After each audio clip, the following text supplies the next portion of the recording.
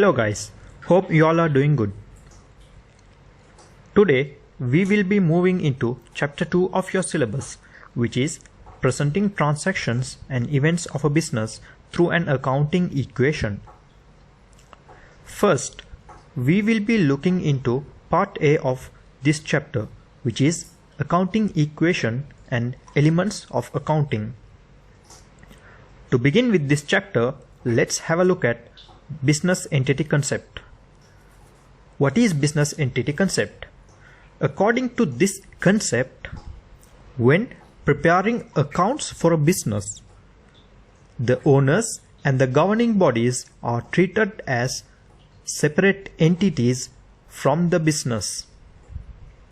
Basically, this means business and the owners are two different parties. How will this affect the accounts of a business? Is showing the owners or shareholders' capital and the drawings of the owners or shareholders separately in the financial statement. Also, priority should be given to the accounting equation. Now let's have a look at another concept which you are also required to know, which is money measurement concept. What is money measurement concept? What is money measurement concept? This concept states that all transactions and events which can be measured in monetary terms should be taken into accounts. In other words, any transaction or event which cannot be measured in monetary terms should not be taken into accounts. Moving on to the next part, which is accounting equation. The accounting equation is where the assets of an organization equals the addition of liabilities and capital or equity of the organization. Looking into the definitions of the elements assets, liabilities and capital or equity. Asset in simple term means a resource which is owned by the organization which took place due to a past event or a past transaction and of which future economic benefit is expected to inflow to the organization as a result of this ownership. Examples of assets are land and buildings, motor vehicles, stocks, cash or bank, etc. For your clear understanding on how an asset could bring future economic benefits to the organization would be holding stocks in a business can bring in more sales to the organization in the future. These stocks could have been bought in the past, and these stocks are controlled or owned by the organization. Liabilities. In simple terms, these are the obligations of an organization which they need to meet due to a past event or a past transaction, of which future economic benefits are expected to flow out of the business. Examples could be bank loan, creditors, and tax payables.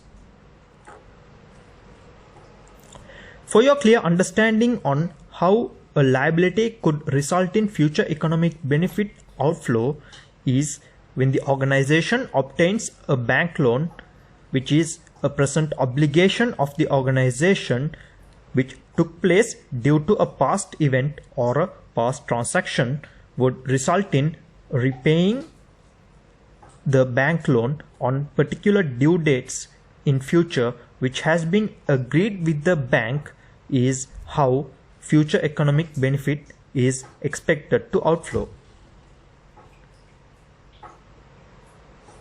As concerned with capital, these are the investments made by the owners or shareholders in an organization expecting capital gains in return as profits.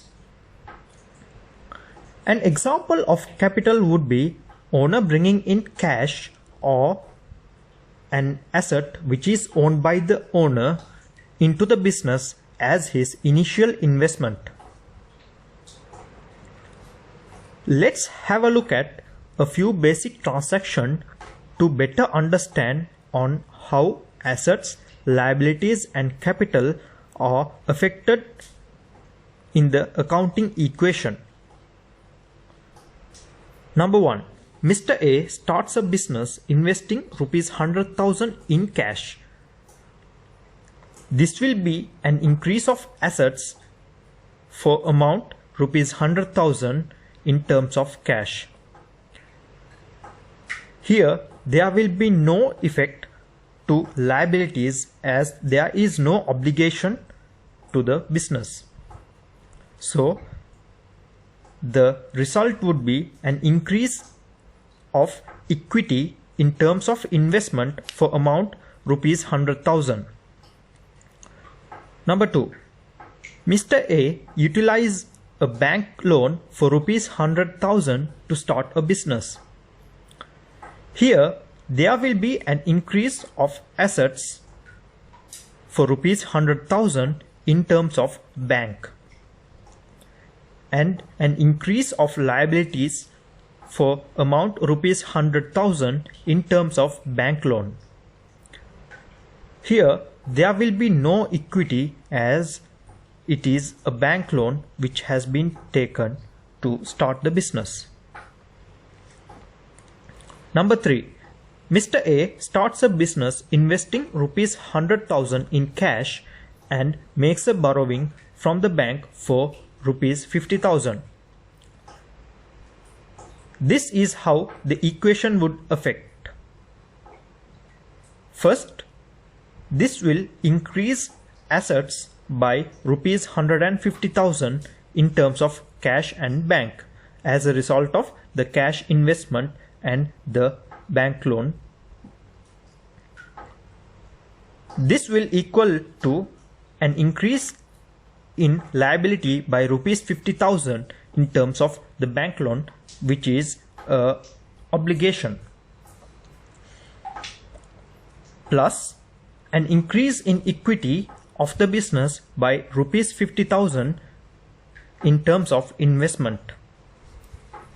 Number 4. Mr. A is in discussion with the bank to obtain a bank loan to bring in additional funds to the business. Here there will be no effect on the accounting equation since this event is not measurable in monetary terms.